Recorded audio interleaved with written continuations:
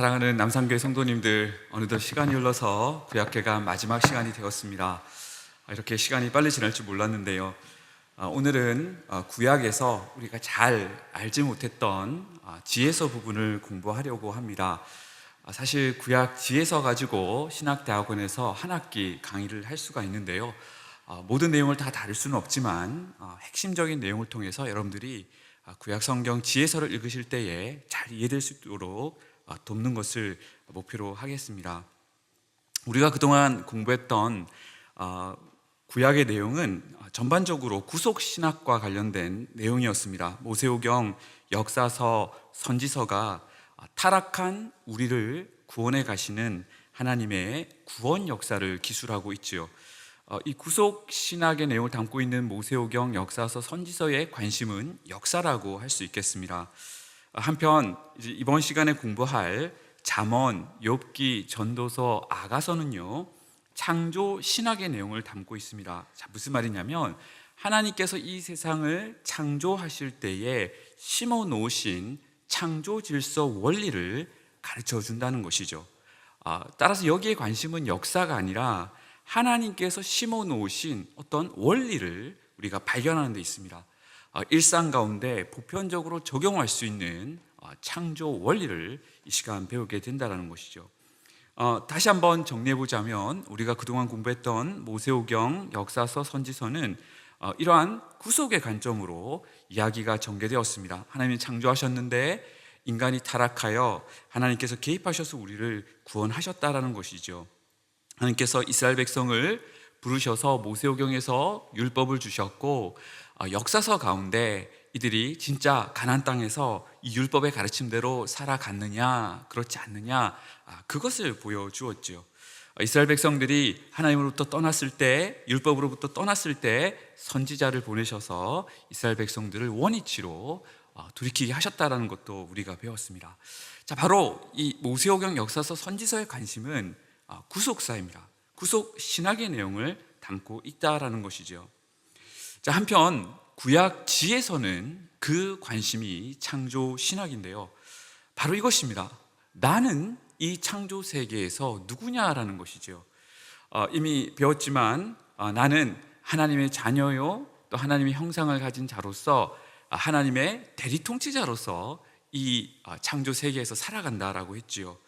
그런 나는 나의 창조주 되시는, 나의 아버지 되시는 하나님을 경외해야 된다라고 했었고, 더불어서 동료 인간들과 조화롭게 사랑하면서 살아야 되고 이 세상을 하나님 뜻대로 잘 관리하고 유지할 사명을 지녔다라고 했습니다. 자, 이것이 바로 하나님의 창조 질서의 목적이고 어떤 창조 질서가 잘 구현된 상태라는 것이죠.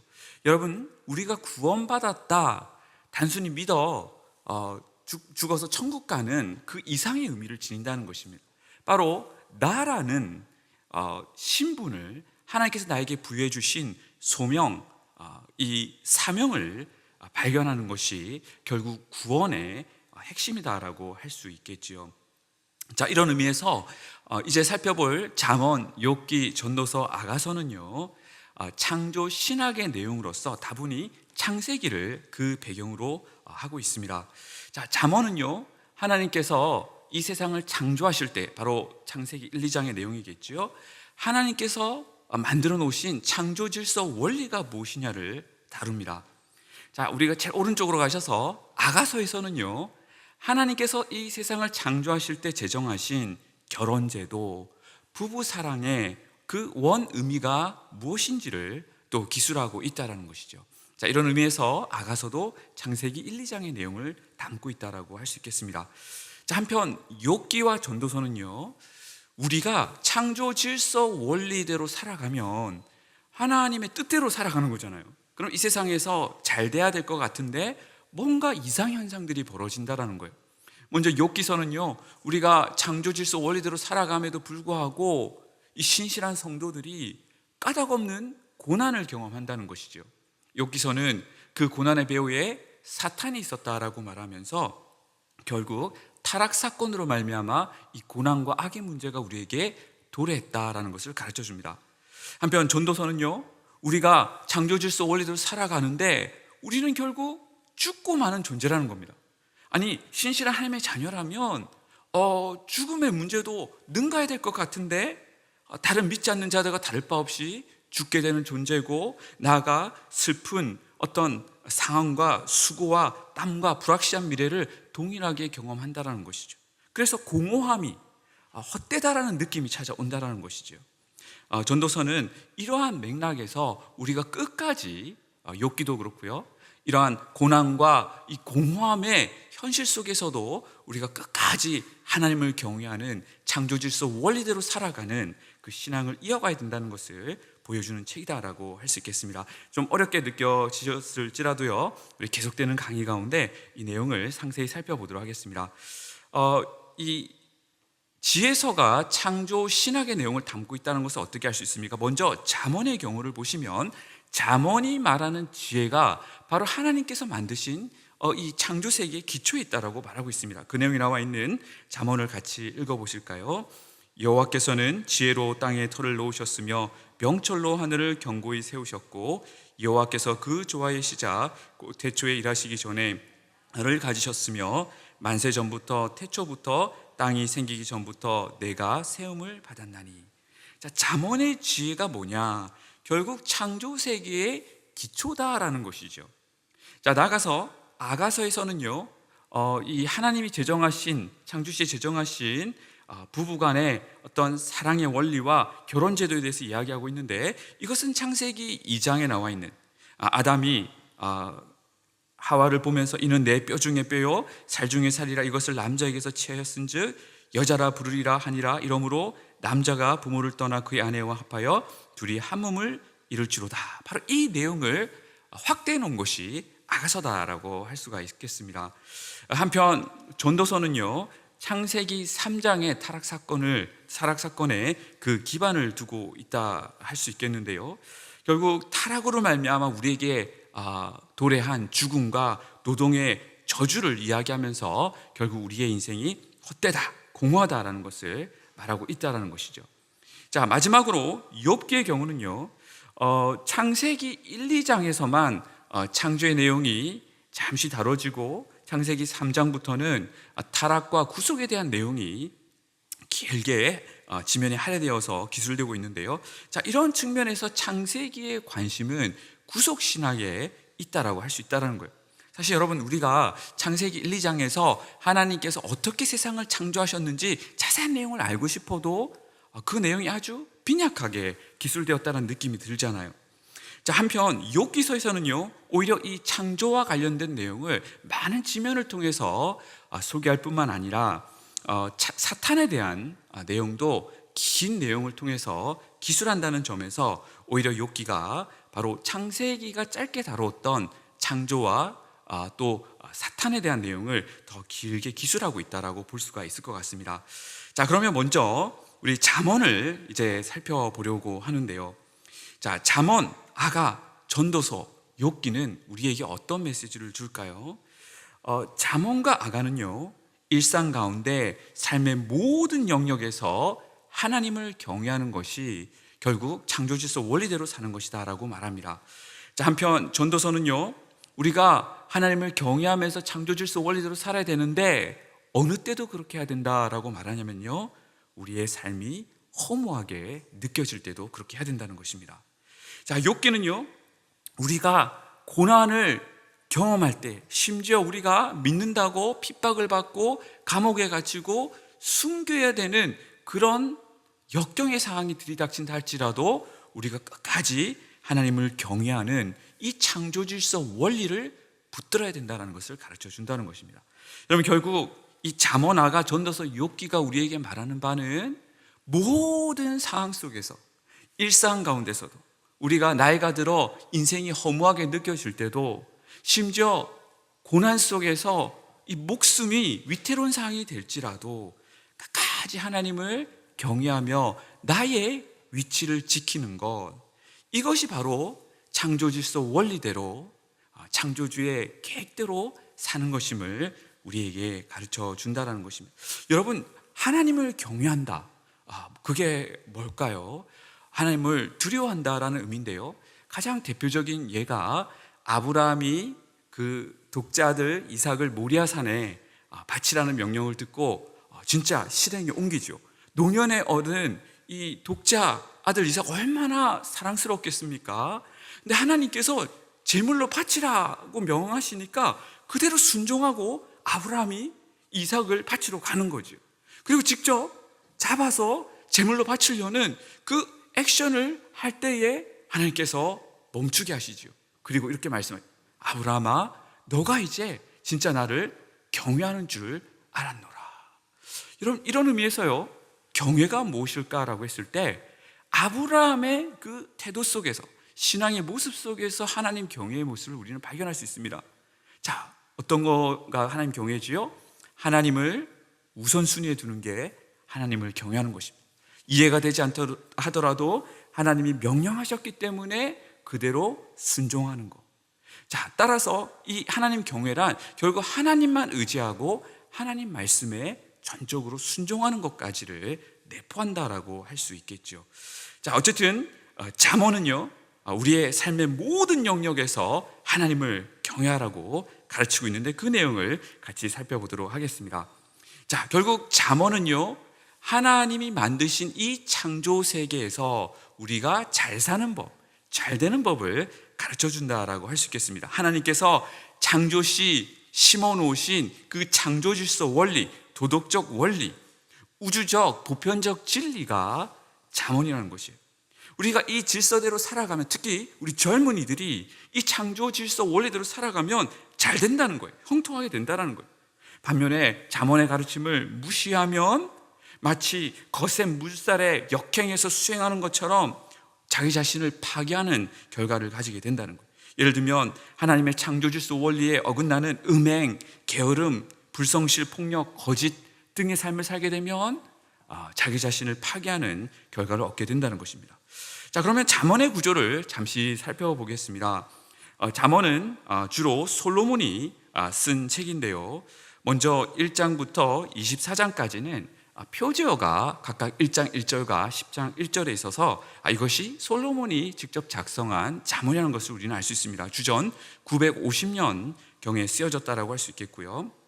자, 25장 1절을 보시면 솔로몬의 잠언이지만 히스기야의 신하들이 옮겨놓은 것이라는 표현 속에서 결국 솔로몬의 잠언을 후대에 이렇게 기록해 놓은 것이다라고 할 수 있겠고, 대략 주전 700년경에 그리라라고 할 수 있겠습니다. 마지막으로 30장과 31장에 있는 아굴의 잠언과 루멜 왕이 말한 잠언은 정확하게는 이들이 누군지에 대해서는 학자들이 일관된 견해가 없는 것 같습니다. 이 잠언의 구조 속에서 우리가 반드시 파악해야 되는 것이, 이 잠언이 서론, 본론, 결론, 이렇게 세 부분으로 나뉘어져 있는데요, 이 서론, 본론, 결론을 이 여호와 경외를 강조하는 구절들이 감싸고 있다는 것입니다. 1장 7절, 9장 10절, 31장 30절인데요 여러분, 글씨가 작으시죠? 이게 보이시면 참 눈이 좋으신 거라고 할 수 있겠습니다. 자, 바로 이 서론, 본론, 결론이 여호와 경외 구절로 감싸져 있는데, 자, 이것이 말하는 바는요, 결국 이 잠언이 말하는 지혜의 기초가, 핵심이 여호와 경외라는 것입니다. 다시 말해 모든 이 잠언의 가르침의 기초는 여호와 경외가 돼야 된다는 거예요. 예를 들면 우리가 근면해야 되고 부지런해야 된다는 이 가르침은 사실 교회 밖에서도 얼마든지 가르쳐 줄 수 있는 내용인데, 이 근면해라, 부지런하라는 이 가르침이 특히 잠언에서 의미를 가지는 것은 여호와 경외의 관점에서 그렇게 보기 때문에 그렇다라는 것입니다. 이 서론, 본론, 결론이 각각 주는 메시지가 있습니다. 먼저 서론인 1장부터 9장까지는 지혜란, 이 잠언의 지혜란 여호와 경외를 통해 얻을 수 있는 것임을 보여주고 있고요. 자, 우리 결론으로 뛰어넘겠습니다. 결론인 잠언 30장에서 31장까지는 여호와 경외로 지혜를 선택하게 되면 복된 삶을 사는 것을 보여주고 있습니다. 자, 한편 본론부인 잠언 10장부터 29장, 가장 긴 내용이지요. 여기에는요 아주 개별 잠언들, 파편 잠언들이 있는데요, 자, 이 잠언들을 어떻게 해석해야 되느냐, 결국 여호와 경외의 렌즈로 해석을 해야 된다는 거죠. 그러니까 서론과 결론이 잠언의 지혜의 핵심은 여호와 경외에 있는데 진짜 본론부에 있는 수많은 개별 잠언들을 여호와 경외의 관점으로 읽고 해석해야 된다는 것입니다. 자, 예를 들면요, 자, 본론부에 개별 잠언 중에 이런 잠언들이 있습니다. 잠언 10장 4절과 15절을 같이 읽어보실까요? 시작. 손을 게으르게 놀리는 자는 가난하게 되고 손이 부지런한 자는 부하게 되느니라. 부자의 재물은 그의 경관성이요 가난한 자의 궁핍은 그의 멸망이니라. 자, 이 잠언만 놓고 보면요, 부지런해야 되는 것을 강조하는 거죠. 부지런하면 잘 되고 게으르면 가난하게 된다는 거예요. 그래서 부지런해서 재물을 모으면 그것이 큰 도움이 되나 게을러서 가난하게 되면 그것은 결국 멸망이 된다라고 말하고 있습니다. 여러분, 사실 이 가르침 이것만 떼어놓고 보면 우리 부모님들, 특히 안 믿는 부모님들이 자녀에게 늘 강조하는 내용과 크게 다르잖아요. 얘야, 너 공부 안 하면 망해. 나중에 커서 훌륭한 사람이 되지 못해. 사실 어떻게 보면 이 잠언의 가르침이 믿지 않는 자들이 말하는 격언과 다를 바가 없어 보인다는 거예요. 여러분, 그런데요, 이 잠언에서 소개되는 잠언은 어떤 세상적인 가치로 해석해야 되는 잠언이 아니라는 것이에요.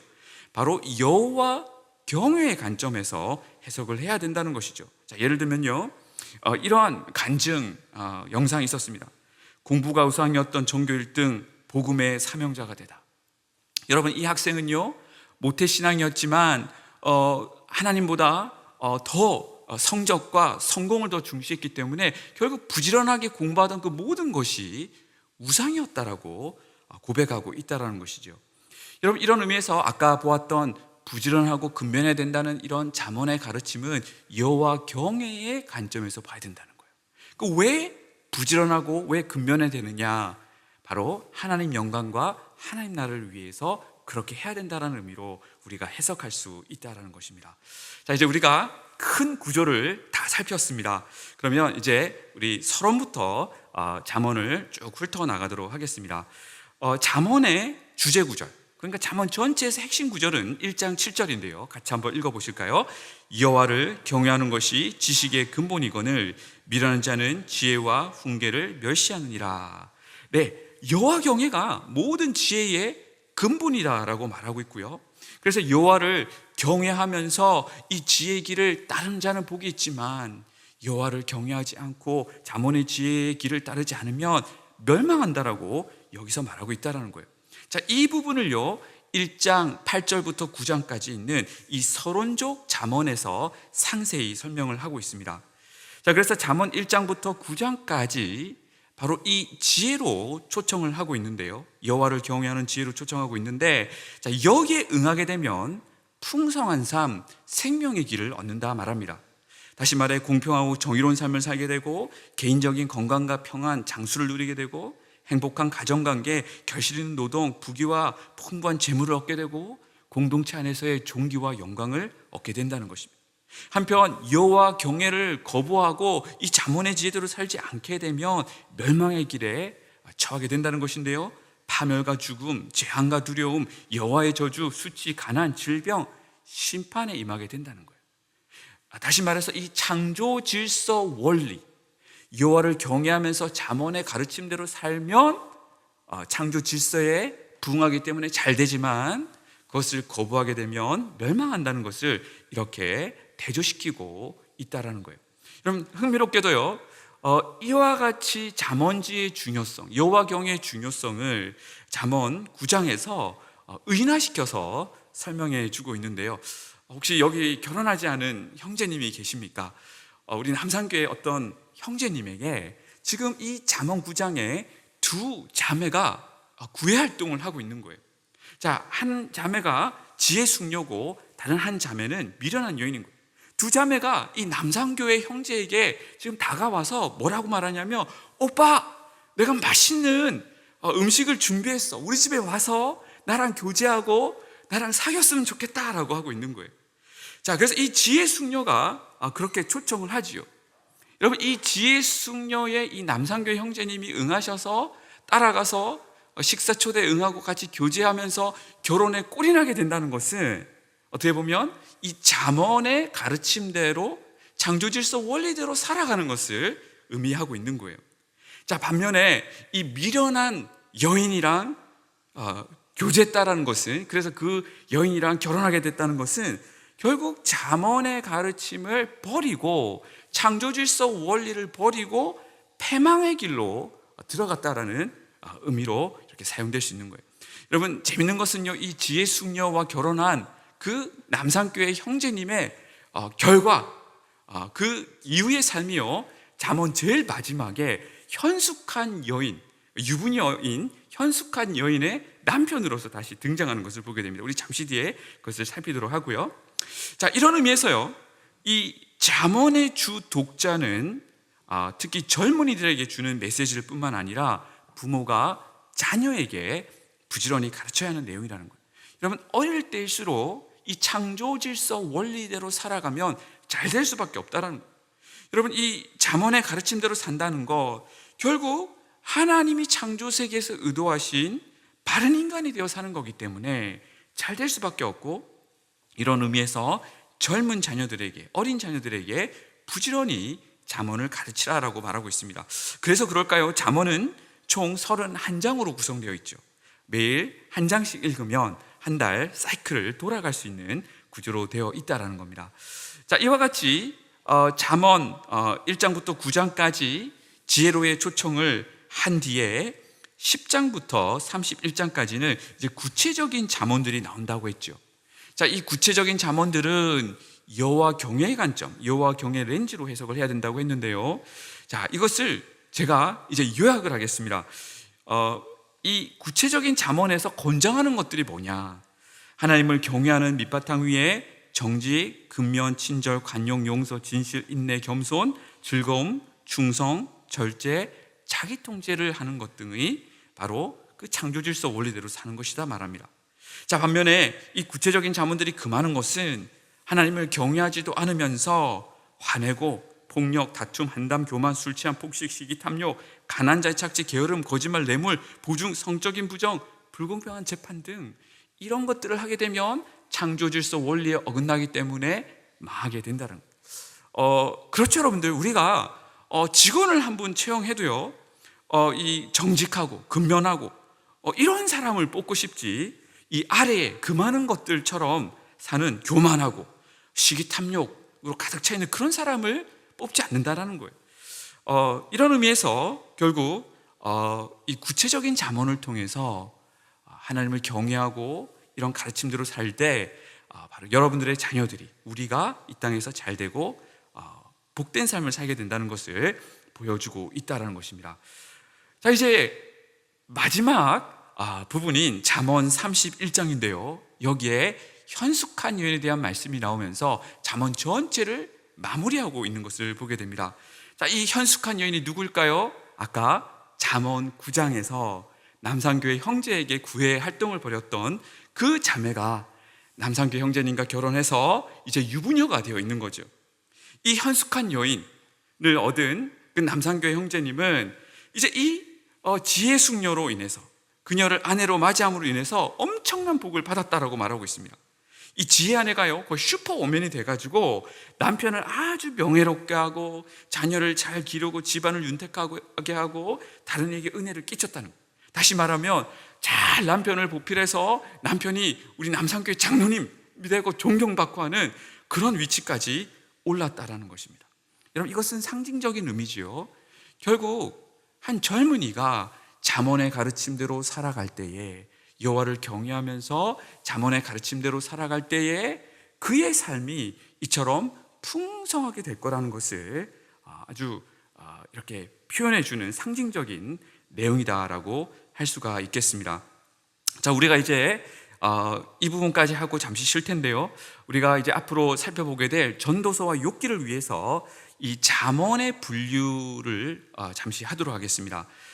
이 잠언을 우리가 크게 두 가지로 분류할 수 있겠는데요, 첫 번째 분류의 잠언은 봉원리에 기초한 잠언들입니다. 한번 우리 몇 가지만 읽어볼까요? 2장 21절과 22절을 같이 읽어보겠습니다. 대저 정직한 자는 땅에 거하며 그러나 악인은 땅에서 끊어지겠고. 네, 이런 류의 잠언들이 되게 많다는 거예요. 자, 하나님 말씀대로 창조질서 원리대로 살면 잘 되는데, 그렇지 않으면 악인의 삶을 살게 되면 형벌을 받게 되고 저주를 받게 되고 잘 되지 않는다라는 것이에요. 다시 말해 콩 심은 데 콩 나고 팥 심은 데 팥 난다는 바로 이 원리인데요, 이거를 봉원리라고 합니다. 자, 그래서 지금 잠언이 말하는 어떤 창조질서 원리에 대한 가르침은 결국 이 창조질서 원리대로 살게 되면 잘 된다는 거예요. 복을 받고 번영하게 되고 형통하게 되고 장수하게 된다는 거예요. 반면에 창조질서 원리대로 살지 않으면, 여호와 경외하지 않고 잠언의 가르침대로 안 살면 불행하게 된다는 거예요. 고통을 당하고 저주가 임하고 일찍 죽는다는 거예요. 이게 바로 봉원리인데요, 바로 이러한 봉원리에 기초한 잠언들이 잠언에 많이 있습니다. 자, 그럼 이 봉원리의 역할이 뭘까요? 젊은이들로 하여금 창조질서 원리대로 살도록 푸시하는 역할을 한다는 거예요. 그렇지, 내가 이 잠언의 말씀대로 안 살면 나는 멸망하게 되지, 나는 불행한 삶을 살게 되지, 내가 복 받으려면 열심히 잠언의 가르침대로 살아야 되지 라는 어떤 원동력이 되는, 바로 그것이 봉원리에 기초한 잠언들이라는 것입니다. 자, 한편 이 봉원리와는 상관이 없는 일반적 진리에 기초한 잠언들이 있는데요, 한번 우리 같이 읽어보도록 하겠습니다. 시작. 미움은 다툼을 일으켜도 사랑은 모든 허물을 가리느니라. 매를 아끼는 자는 그의 자식을 미워함이라. 자식을 사랑하는 자는 근실이 징계하느니라. 어리석은 자는 온갖 말을 믿으나 슬기로운 자는 자기 행동을 삼가느니라. 노하기를 더디하는 자는 크게 명철하여도 마음이 조급한 자는 어리석음을 나타내느니라. 유순한 대답은 분노를 쉬게 하여도 가격한 말은 노를 격동하느니라. 자, 이것은 봉원리가 아니지만 일반적 진리를 가르치는 잠언들이라고 할 수 있겠죠. 자, 어쨌든 잠언은 이 두 가지 부류로 나눠지는데, 결국 우리가 이 잠언들을 날마다 묵상함으로써 하나님께서 창조시 의도하셨던 그 도덕적 원리, 질서대로 살게 되고 우리가 잘 되게 되는 은혜를 입게 된다는 것입니다. 자, 우리 잠시 쉬었다가 2분 뒤에 다음 아가서를 살펴보도록 하겠습니다.